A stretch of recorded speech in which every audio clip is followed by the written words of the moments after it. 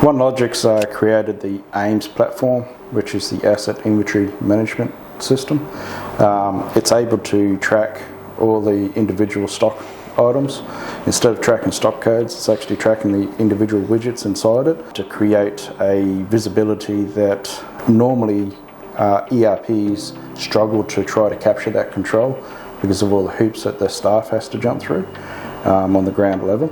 So what we're doing is we're trying to maintain correlation at the ground level right through with that, having all the strengths of the ERP stock control location systems without any of the drawbacks to the staff having to do stuff. So it's processing it automatically, it's processing stock takes within seconds, it's checking customers' orders even faster, it's locating to potential issues before they happen and occur. Initially, Paul was looking at RFID. They're having lots of typical problems that businesses have is that an ERP generally controls stock based on what the staff put in manually, transfers, point of sales, stock checks. It's all manual and counting, and that's prone to mistakes. Paul, about 5 years ago, said to me, I was at a different company at the time, he said, I'm looking at using RFID for stock control. I said, yeah, it's a big undertaking, but it would be probably the most accurate way to do it. And RFID's been in the retail industry for probably a decade now.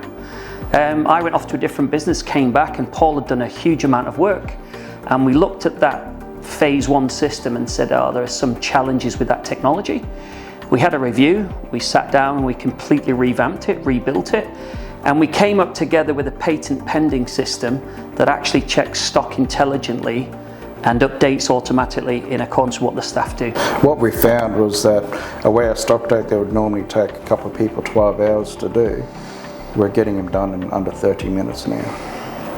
The staff is loving the ease and the stress-free, and they don't have to double, triple check themselves. The system will actually tell them that they've grabbed the wrong product. They fix that problem. The system will then go, yep, that order is right to go. It allows us to show a history of when a product or an asset comes into the organisation, what date, supplier, all that sort of stuff, tracking even warranty or compliances. And then as it goes throughout the organisation, out through a branch or out through a mobile truck sale, going out to which customer, the individual item is actually tracked. We listen to the people on the ground that's actually doing the work. So therefore, they didn't want to tag everything at the time of it coming into the organisation. So we designed a system where you don't need to tag everything, but the control mechanisms are still there. The system can still work. So we designed around what the people on the ground is telling us, what they like, what they don't like, what they wish they could do.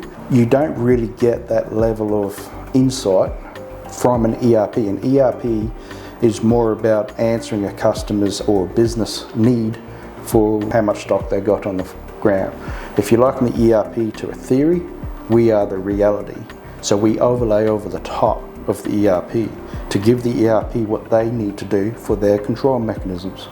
What we do is we allow the reality to show through. We're removing the human error.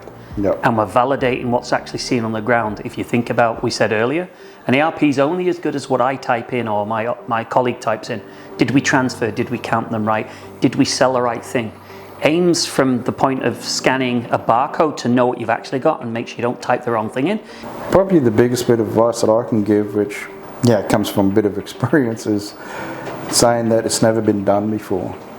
Don't accept that it's never been done before. That's where innovation comes into it. If you've identified a problem and you do have a solution, even though it might be just theory, this is where all this started from, was to follow your gut instinct. But make sure you're getting into it for the right reasons.